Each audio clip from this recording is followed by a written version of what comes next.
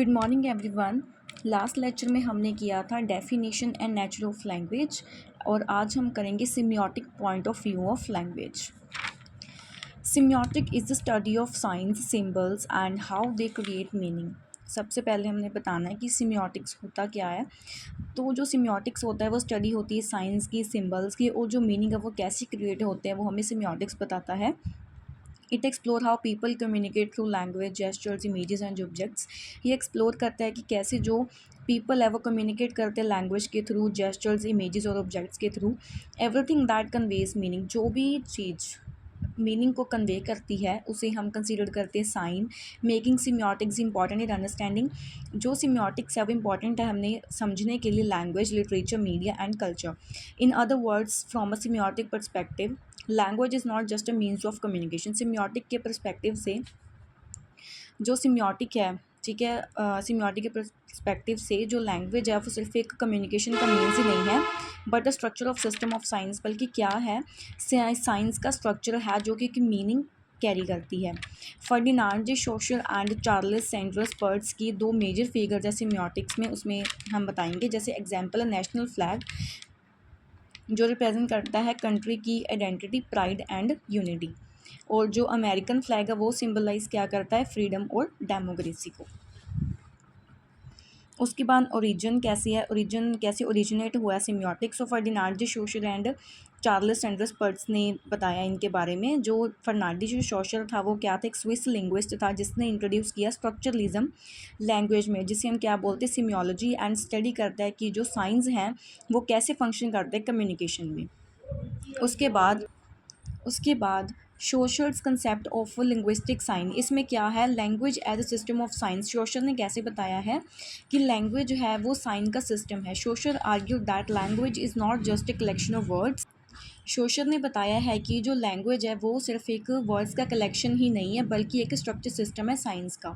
इसके दो पार्ट्स होते हैं, सिग्निफायर जो कि फिजिकल फॉर्म होती है ऑफ अ वर्ड, एंड जो सिग्निफाइड होता है वो मेंटल कंसेप्ट होता है जो कि सिग्निफाइड के साथ एसोसिएट होता है। उसके बाद सोशल ने बताया है कि लैंग्वेज एक स्ट्रक्चर सिस्टम है। पहले बताया है कि सोशल ने एम्फेसाइज किया है कि लैंग्वेज एक क्या है, सिस्टम ऑफ डिफरेंसेस है rather than a collection of independent words. मतलब क्या है कि हर एक में डिफरेंस होता है रादर देन कि वो इंडिपेंडेंट वर्ड की कलेक्शन हो।